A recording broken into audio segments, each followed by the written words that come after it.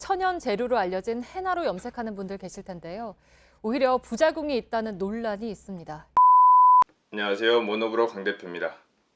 오늘의 주제는 바로 헤나 염색입니다. 새치 때문에 스트레스 받는 분들이 굉장히 많을 거라고 생각합니다. 이런 분들은 최소 한 달에 한 번은, 심한 분들은 보이는 곳만 일주일에 한 번씩 하시는 분들도 계시죠. 이렇게 염색을 하시면 심하지 않을 때는 간단히는 염증이 생기거나 가려움 정도로 끝나지만, 심한 경우에는 눈이나 얼굴까지 붓는 현상이 생기기도 합니다. 이 정도만 돼도 그냥 한번 참지 하시는 분들도 계시는데요. 이런 현상을 염색약에 의한 알레르기 접촉성 피부염이라고 합니다. 말 그대로 염색약이 피부에 닿았을 때 알레르기 반응이 일어난다는 거죠. 자, 이 원인은 무엇이냐?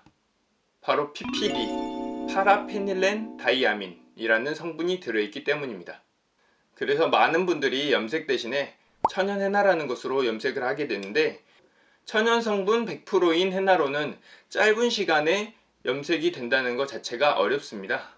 그래서 천연 헤나 하지만 실상 전성분을 따지고 보면 헤나 100%인 제품은 별로 없습니다.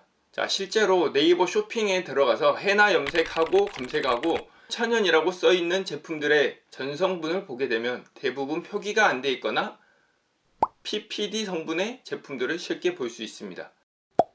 제가 볼 때는 이 헤나의 문제점이 무엇이냐?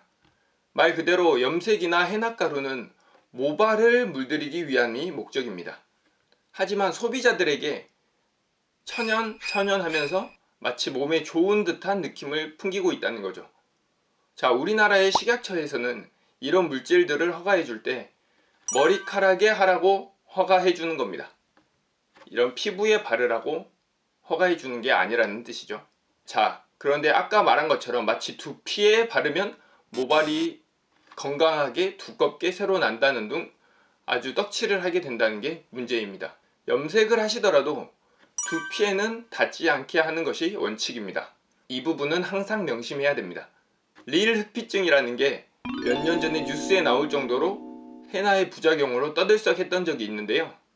이것은 알레르기 유발 성분이 피부에 닿으면서 얼굴과 목, 피부 전체가 검게 착색되는 부작용입니다.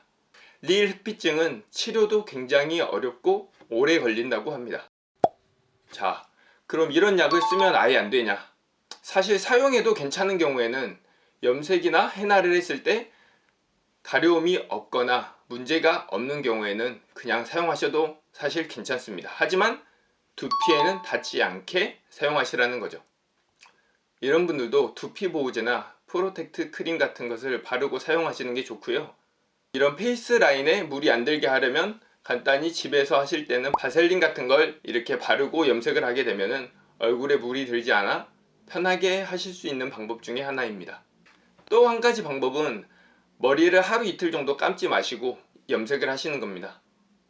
두피에 유분이 올라와 있을 때 염색을 하게 되면 이것이야말로 특별한 것을 따로 바르지 않더라도 천연 보호제가 되는 것이죠. 자, 그렇다면 이런 것들을 사용하면 안 되는 경우는 어떤 걸까요?